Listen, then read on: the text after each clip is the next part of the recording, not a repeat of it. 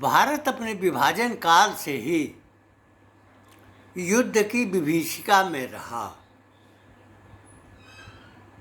और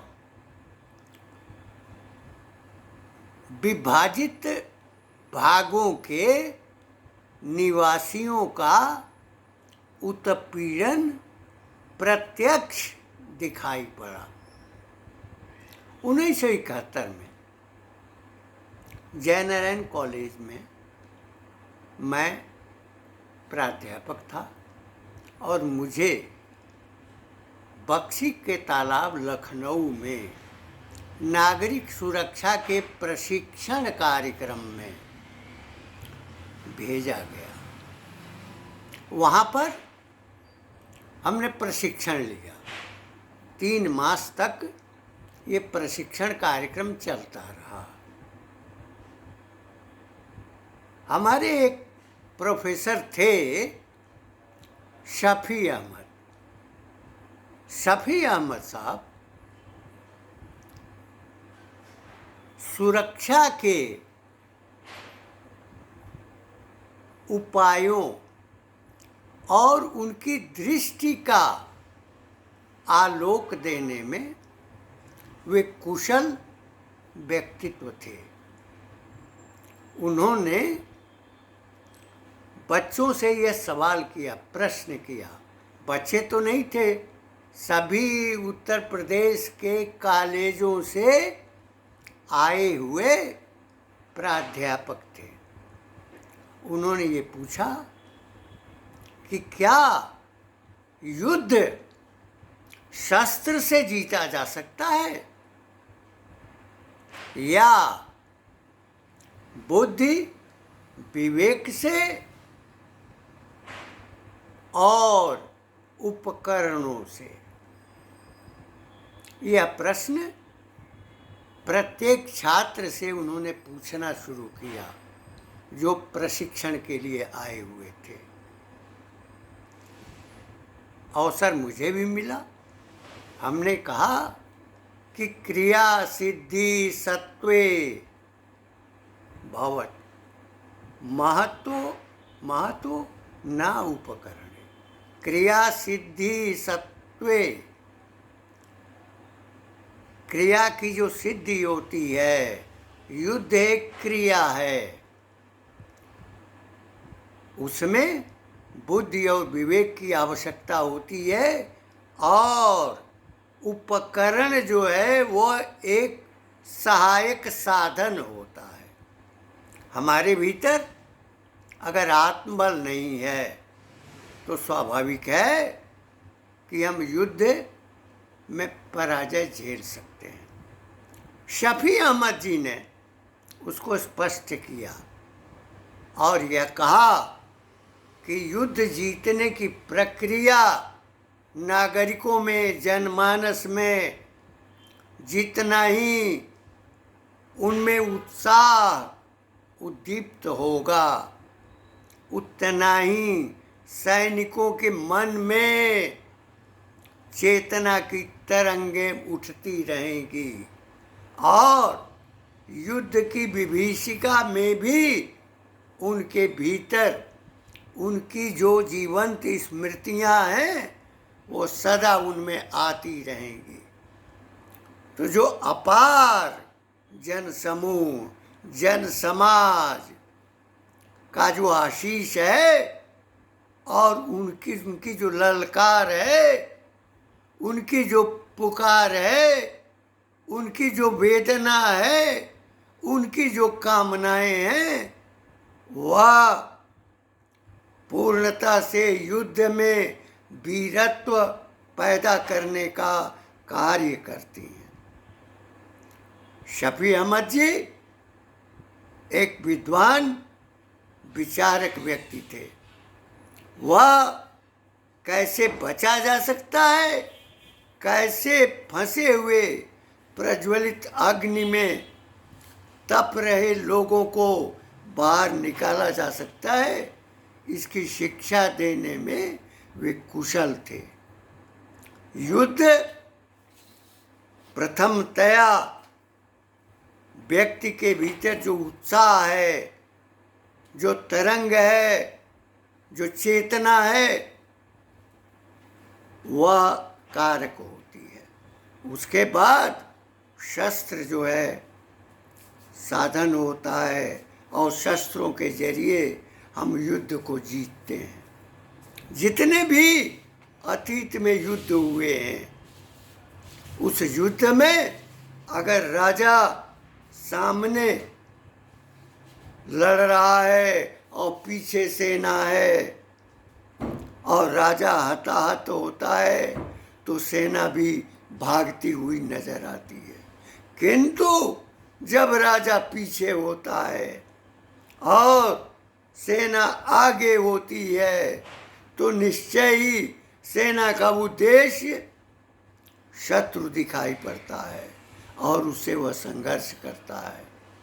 युद्ध में विजय और पराजय इस भावना पर होती है कि उसमें कितना आत्मबल है, कितना तेज है, और चैतन्य की कितनी उसमें पराकाष्ठा है।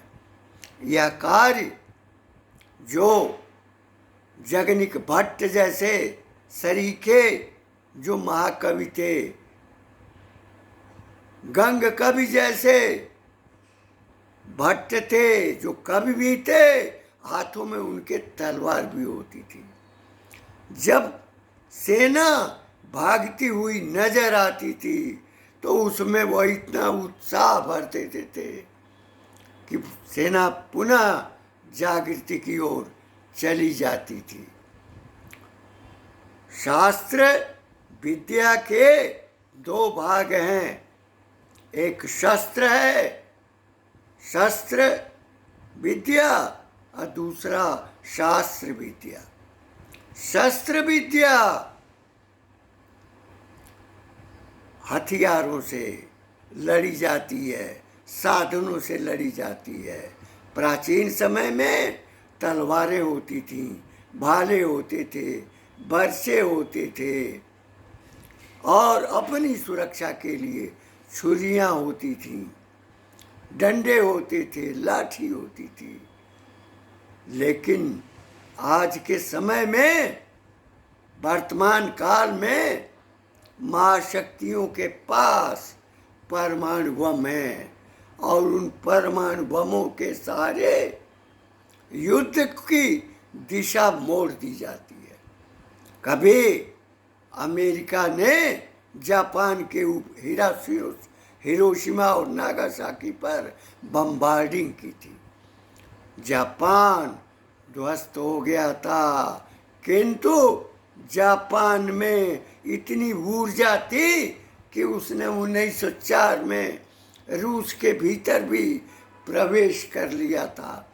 जापान एक महाशक्ति थी, किंतु अमेरिका के द्वारा हिरोशिमा और नागासाकी पर बम गिराए जाने पर उनका मनोबल टूटा था। शस्त्र उनके गए नहीं थे, मनोबल टूटा था, इसलिए उन्होंने हार मान ली। अमेरिका और रूस प्रतिद्वंदिता में एटम बमों का प्रसारण करते रहे। आज छोटे से छोटे देश में भी ऐसे शस्त्रों की भरमार हो गई है। इजराइल का उदाहरण आपके सामने है, एक छोटा सा देश जिसकी आबादी, जिनकी जनसंख्या थोड़ी कम, किंतु उनमें ऊर्जा है, उनमें आत्मबल है, उनमें साहस है, उनमें शक्ति का संचार है, और सौभाग्यवश उनके पास शस्त्र भी है, उनके पास शास्त्र भी है, और शस्त्र और शास्त्र दोनों का प्रयोग करके और इतने बड़े समूह के देशों को एक छोटा सा देश ललकार रहा है, विजयश्री की ओर बढ़ रहा है। उसके पीछे एक ही दृष्टि है, वह दृष्टि है आत्मबल की, मनोबल की। शफी अहमद जी की बात यहाँ पर सार्थक प्रतीत होती है कि युद्ध जीतना आत्मबल मनोबल से होता है। शस्त्र गौड़ होते हैं। परमाणु बमों से युक्त विविध देश हैं, किंतु इज़राइल अपनी शक्ति और अपनी सामर्थ्य, अपने आत्मबल और मनोबल के साथ अपने शस्त्र बल के प्रयोग से अपना जो ओजत्व है, वीरत्व है, उसको बनाए रखा है। भारतवर्ष ने विभाजन के समय में भी आपदाएं देखी हैं, विभीषिकाएं देखी हैं, और पाकिस्तान के विभाजन पर बांग्लादेश बना करके आज जो संकल्पना की जा रही है, क्या संकल्पना वह 1971 में भारत के नेतृत्व के मन में थी। जिस व्यक्ति का जो गुण होता है, यह कहा भी गया है कि बिच्छू डंक मारना नहीं छोड़ता, सर्प फुफकारना नहीं छोड़ता, दंश मारना भी नहीं छोड़ता। यह नियति है, ये प्रकृति है, ये आदमी का स्वभाव है, जिसको हमारे ऋषियों ने व्यक्त किया है।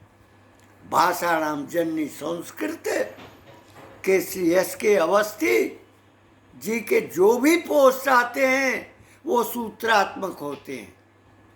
बाकी लोगों के जो सुभाषित और अन्य जो सूत्र हैं वह इतने लंबे चौड़े होते हैं कि उसमें दृष्टि नहीं बन पाती है। सूक्तियाँ, सुभाषित, ये सभी हमारे भीतर रोमांच पैदा करती हैं, हमारे मनोबल को बढ़ाती हैं, हारते हुए मन को जीत दिलाती हैं। कहा भी गया है कि मन के हारे हार है, मन के जीते जीत। पार ब्रह्म को पाइए मन ही के प्रति। हमारे ऋषियों ने ग्रहों का भेद, ग्रहों की गणना, तारा समूहों की गणना, ब्रह्मांड की संकल्पना और ब्रह्मांड का साक्षात स्वरूप देखना, उन्होंने ये किया है। उनमें ऊर्जा रही है, उनमें चिंतन रहा है, उनमें शास्त्र भी रहा है, उनके पास शस्त्र भी रहा है।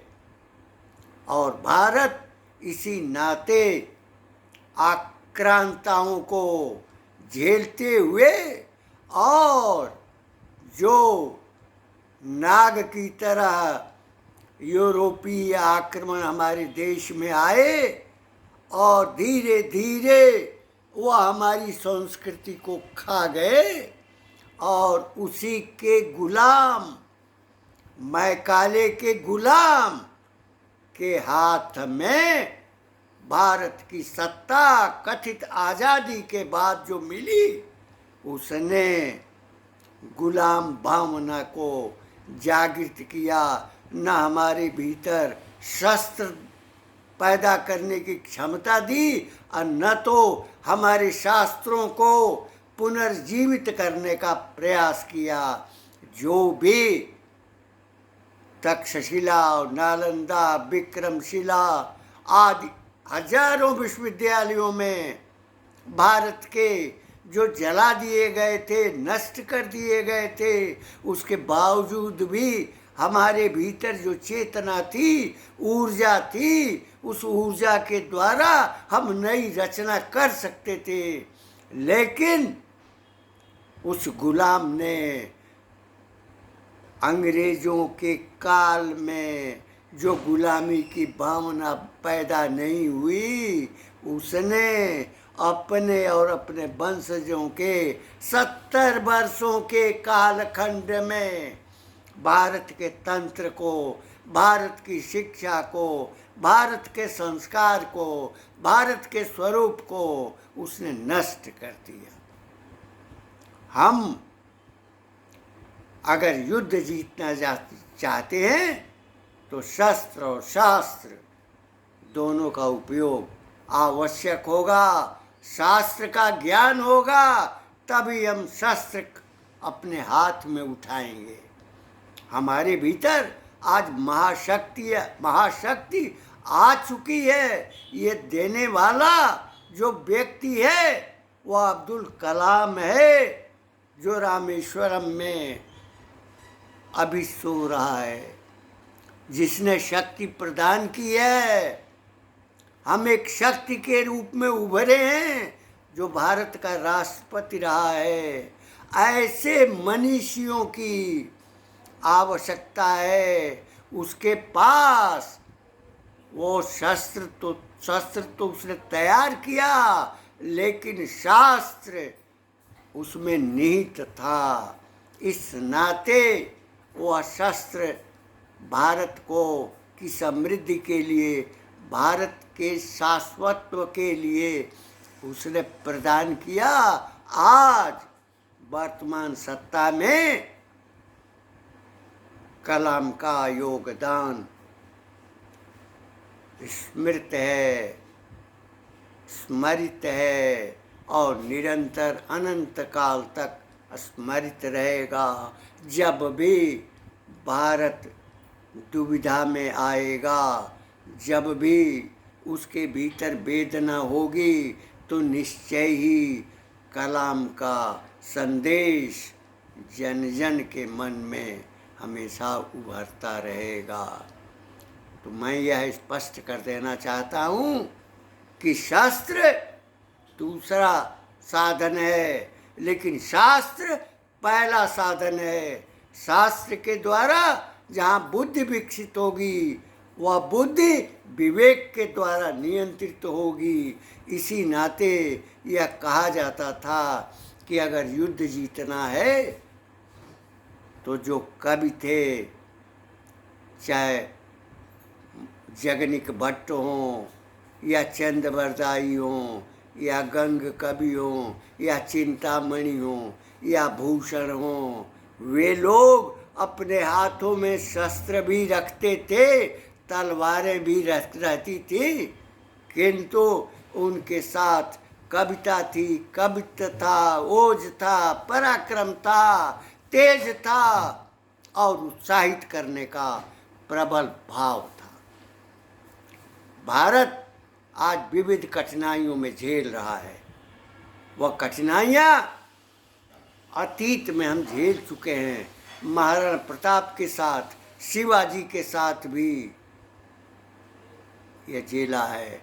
भारत में जो सर्प हैं वो सर्प फैले हुए हैं।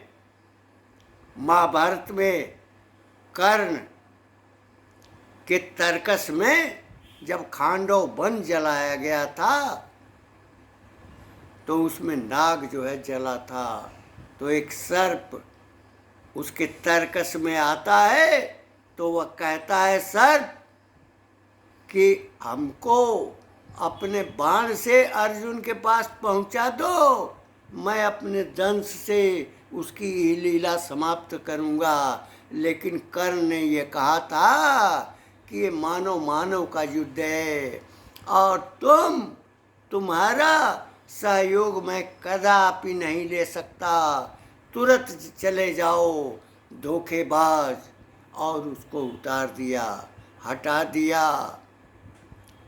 तो ये हम जान चुके हैं, ये भारत में बहुतेरे बिच्छू खड़े हैं, वो राजनीतिक दलों के रूप में खड़े हैं, भारत के अस्तित्व को समाप्त करना चाहते हैं। वो अमेरिका, यूरोपीय देशों को की गिरवी बनाना चाहते हैं। जैसे इन 70 वर्षों में जब भी गुलामों की सत्ता रही है तो उन्होंने भारत के धन का आहरण किया है, शोषण किया है विदेशियों के योगदान से। निश्चय ही एक तरफ भीतर जो शत्रु हैं, जो सर्प और बिच्छू की प्रकृति के हैं, वो अभी डसना चाहते हैं। दूसरी ओर विभाजन के समय बनाया गया पाकिस्तान और उसी गुलाम के शासनकाल में 45,000 वर्ग मील जमीन चीन को देने वाला जो व्यक्ति था, उसका ही मित्र चीन, वह भी हमारे लिए शत्रु भाव रखता है। हमारी सत्ता को, हमारी व्यवस्था को, हमारी सामाजिक स्वरूप को, हमारी व्यवस्था को वह नष्ट करना चाहता है। हमारे पुरुषार्थ को वह समाप्त करना चाहता है और उसमें सहयोगी वही है जिसका अंश तो मैं नहीं कहूँगा क्योंकि यह अंश कहीं का है, किंतु उसकी परंपरा में तो मान्य किया ही जा सकता है। तो वह भी है, उससे सतर्क रहना है क्योंकि यह भारत का भारत है। दुष्यंत का पुत्र और माँ शकुंतला का पुत्र भरत, भारत का भारतवर्ष है और इस भारत ने ब्रह्मांड का भी अवलोकन किया है, ग्रहों का भी दर्शन किया है। तो हमारी शक्ति जो पूंजीभूत है, जो हमारे भीतर इतनी शक्ति संचरित है, वो हमेशा संचार करती रहे। हमारी बुद्धि हमारे विवेक के अनुसार संचरण करती रहे। हमारे हाथों में शस्त्र हो, हमारे पाँव में सदा गति बनी रहे और हमारे नेत्रों में दृष्टिबोध की क्षमता सदैव बनी रहे।